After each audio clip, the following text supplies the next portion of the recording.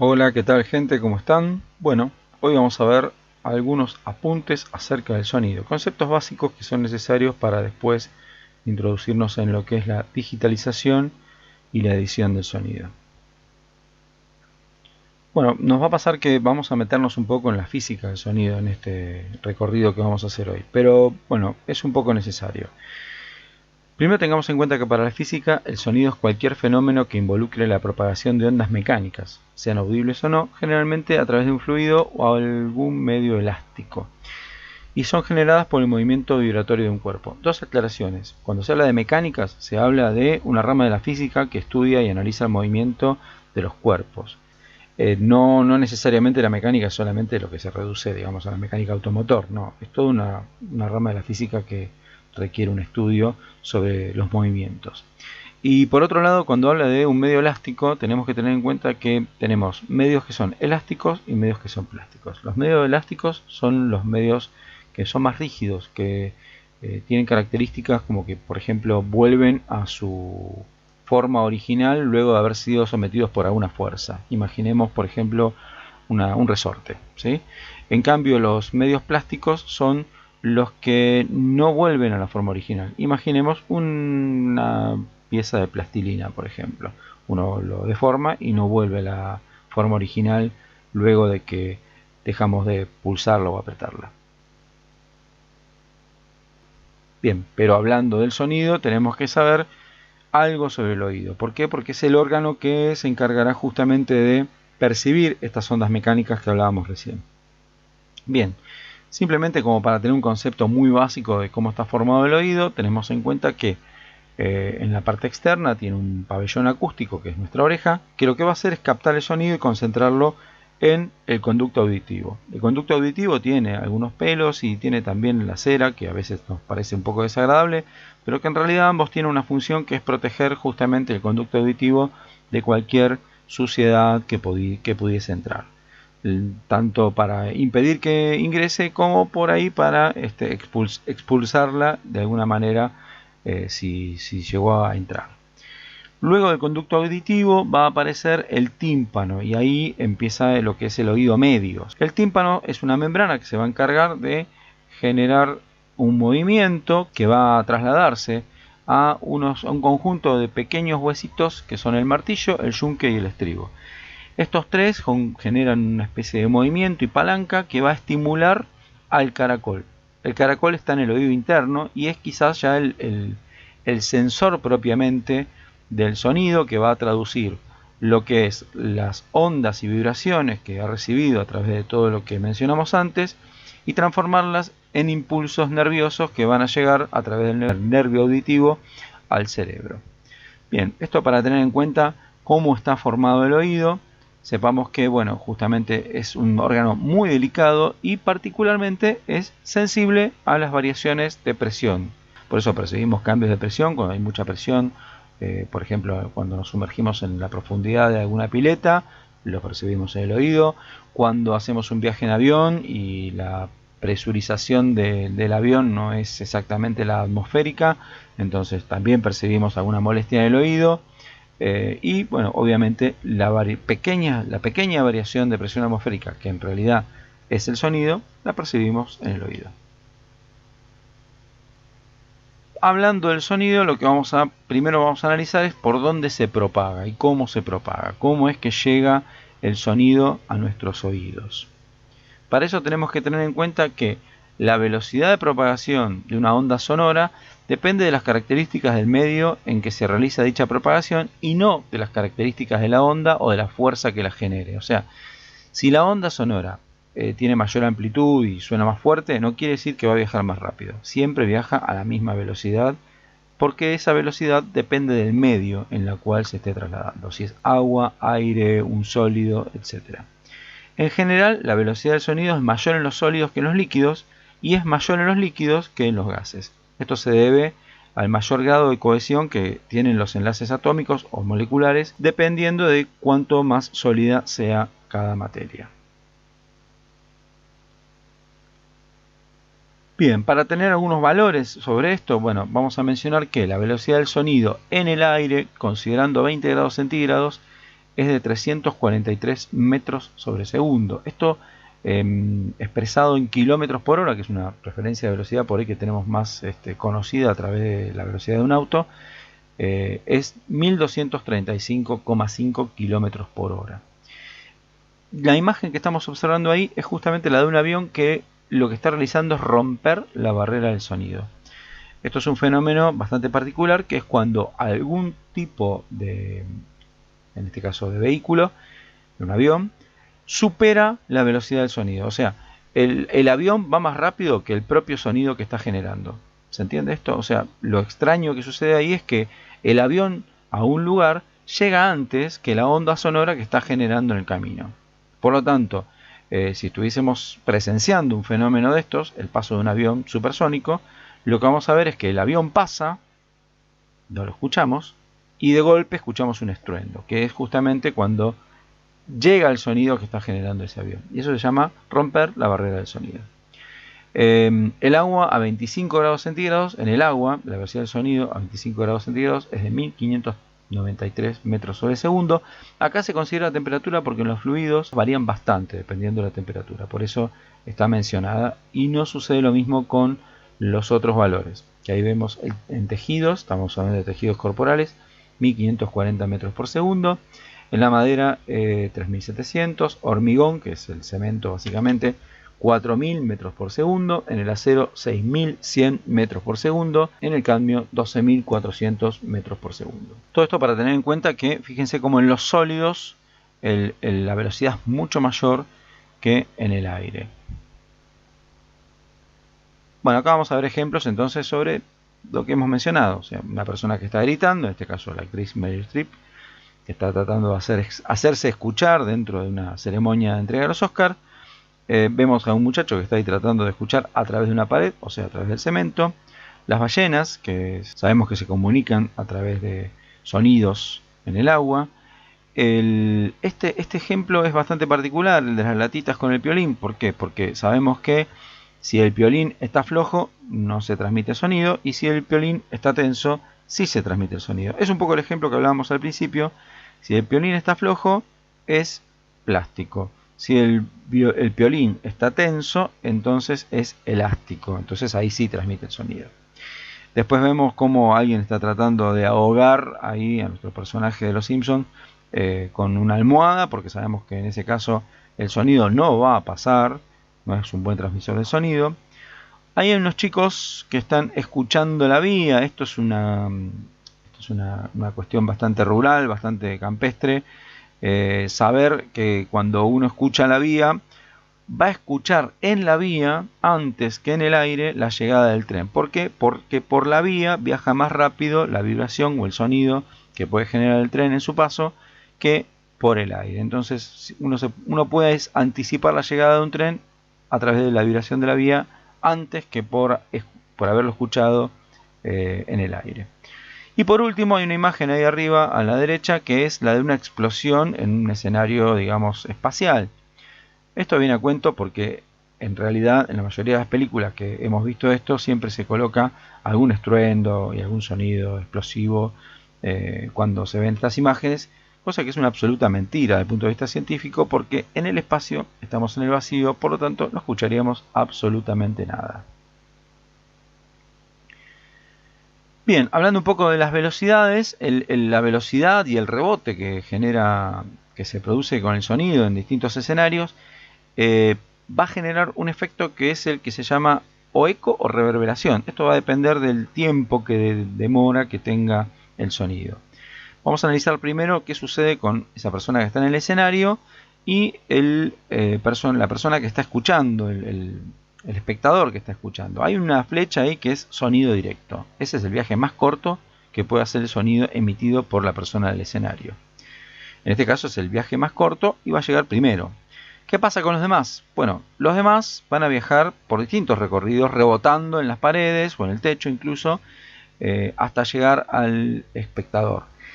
Pero ¿qué pasa? Esos sonidos van a llegar más tarde que el sonido directo. Por lo tanto va a generar una especie de sonido posiblemente amplificado de alguna manera. ¿Por qué? Porque la onda sonora se va a sumar sobre sí misma dependiendo de la cantidad de veces o la cantidad de rebotes que tenga, pero también desplazada en el tiempo, por lo tanto el sonido no va a ser tan claro, sino que va a ser un poco sucio, si se quiere ver así. Eso es lo que percibimos, por ejemplo, cuando estamos en un templo, con una habitación vacía, con paredes que no tienen ningún tipo de absorción sonora.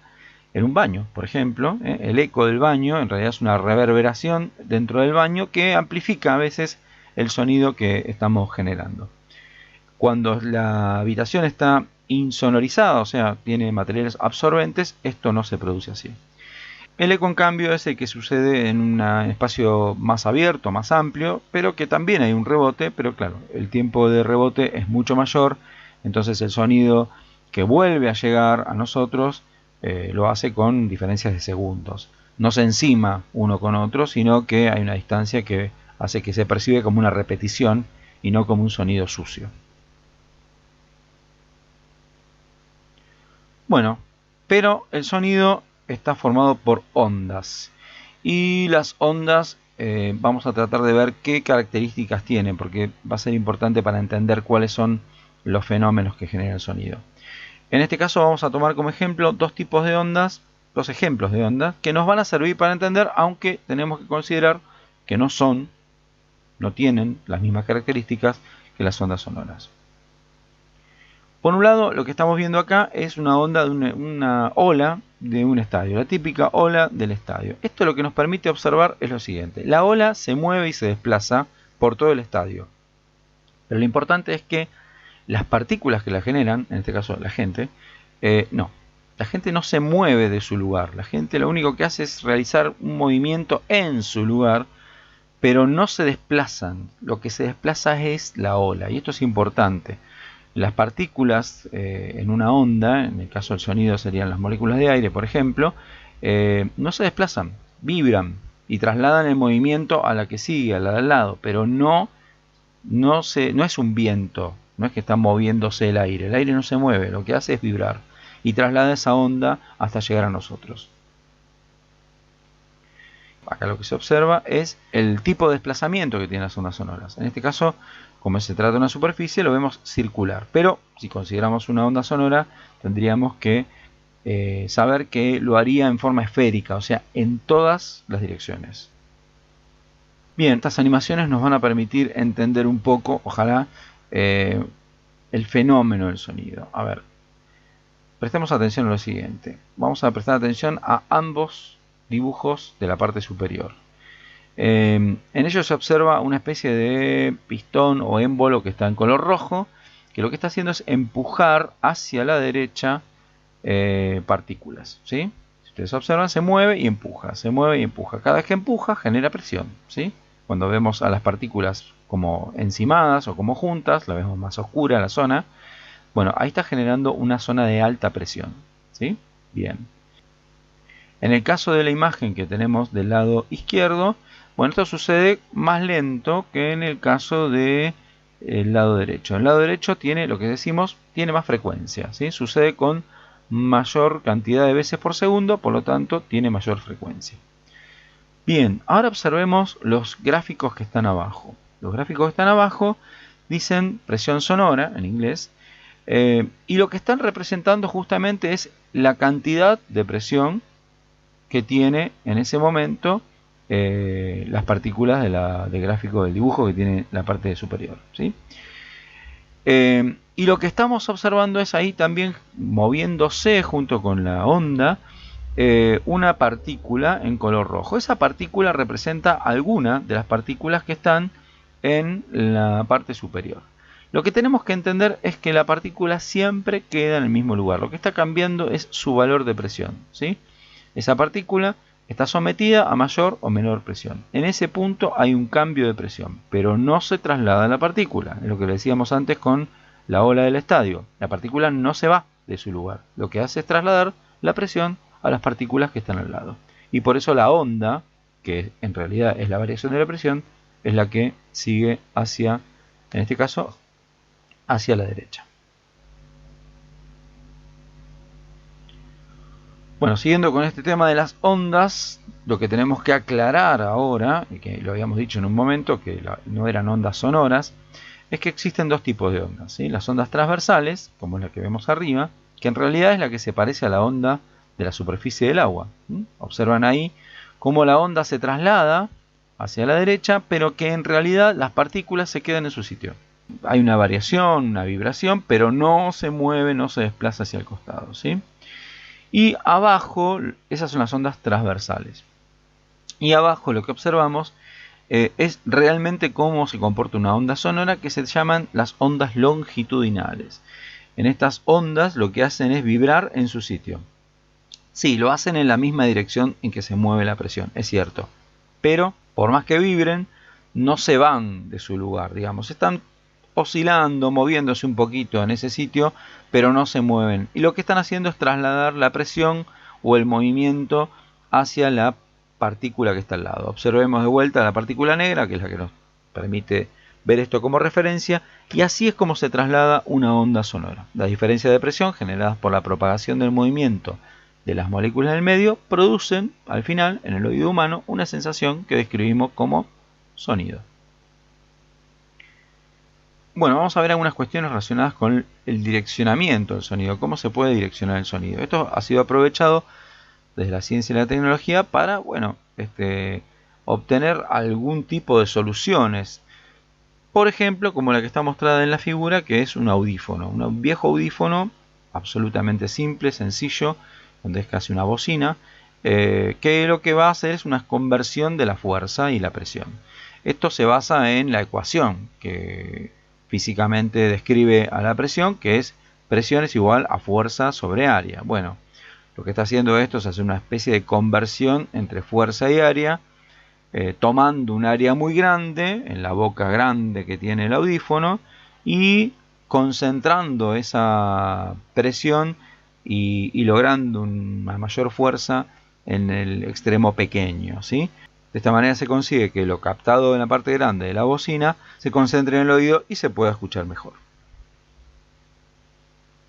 Esto mismo se aprovechaba en los sistemas de grabación antiguos, donde, la manera era simplemente poniendo una bocina que capte el sonido de toda la banda, como observamos ahí en esa imagen, y eso directamente se aplicaba a algún dispositivo grabador, literalmente, porque mecánicamente lo que hacía era generar una onda, un surco, que estuviese registrando las vibraciones sonoras que generaba la banda tocando. Y eso mismo después se utilizaba, ya transformando el material al cual estaba aplicado, en los cilindros y los discos que permitían ser escuchados simplemente por la ejecución de esta vibración. O sea, se reproducía girando y haciendo vibrar una membrana que, amplificada a través de una bocina, podía escucharse. También para adicionar el sonido sabemos que, como sabíamos que las ondas sonoras salen en muchas direcciones, lo que podemos hacer a veces es direccionarlas de alguna manera, y ese es el viejo truco de colocar las manos para hacer bocina, o si no, utilizar directamente un cono para hacer bocina y concentrar todo el sonido generado en una sola dirección, lo cual le da mayor rendimiento. Bien, y esto es lo que teníamos que tener en cuenta, la representación gráfica del sonido. Bien, ahí vamos a ver una representación que se llama onda senoidal, que es esa ondita que sube y baja simpáticamente, y que muchas veces habremos observado. De hecho, tendrían que en algún momento cruzarse con ella en matemáticas. Bien, lo que tenemos que tener en cuenta es que esto es una representación gráfica de la variación de la presión generada por la onda sonora. Pero es una analogía, no es la gráfica del movimiento de las partículas de la onda sonora. O sea, lo que está haciendo es representar la variación de la presión. Fíjense, ahí lo que tenemos es en la parte inferior una banda con partículas que nos está mostrando cómo están distribuidas de diferente manera de acuerdo a la presión a la cual están sometidas. Eso sabemos que tendría un movimiento, ¿no? En este caso hacia la derecha, supongamos. Bien, y lo que observamos arriba es lo que grafica la presión que tienen esas partículas. Bien, cuando ahí están las partículas más juntas hay mayor presión, cuando las partículas están más separadas hay menor presión. Y se puede ver esa correlación entre la presión que tienen las partículas y la forma que tiene la onda senoidal que vemos en la parte superior. Pero esa onda senoidal no es el movimiento de las partículas, sino que es la variación de su presión. Digo esto porque lo que nosotros vamos a ver todo el tiempo, cuando veamos en ediciones de sonido, vamos a ver eso, la representación de el sonido en base a la diferencia de presión o las variaciones de presión que genera en nuestro oído, ¿sí? Pero no es el movimiento de las partículas. Bien, y lo que observamos acá es la representación de la presión de una onda sonora en el tiempo, midiéndola en algún punto, por ejemplo en nuestro oído, ¿sí? Imaginemos que tenemos un aparato de medición de presión y que lo que está en este momento registrando es la variación de la presión a lo largo del tiempo. ¿Qué observamos? Primero una amplitud, ¿sí? ¿La amplitud qué sería? La amplitud sería la altura que alcanza, en este caso, la onda en cada punto. Ese es el parámetro de la amplitud. ¿Con qué se relaciona? Se relaciona con la intensidad del sonido, si se escucha más fuerte o si se escucha más despacio. El otro parámetro que podemos tener en cuenta es el periodo. El periodo es un tiempo, el tiempo que tarda la onda en cumplir un ciclo completo. En hacer el recorrido por el valor máximo de presión, el valor mínimo de presión y pasar de vuelta por cero. Ese tiempo o periodo es el que permite obtener el valor de la frecuencia. El periodo se mide en segundos o en microsegundos y la frecuencia se va a medir en hertz. El cálculo matemático es la inversa del periodo, como dice ahí. O sea, 1 sobre el tiempo del periodo. Estos parámetros van a ser importantes, ¿por qué? Porque nosotros vamos a observarlos en cualquier menú de edición que tengamos, donde vamos a ver las variaciones de amplitud, vamos a ver cómo esa amplitud tiene que ser a veces corregida para solucionar algunos inconvenientes o para darle alguna característica que querramos particular al sonido. Y por otro lado, el de la frecuencia es el que nos da la idea de sonidos graves, sonidos agudos y que también requieren por ahí algún tipo de corrección o efecto aplicado para obtener el resultado que estamos deseando. Bueno, esta es la primera parte, espero que haya sido claro y sigamos en el próximo video.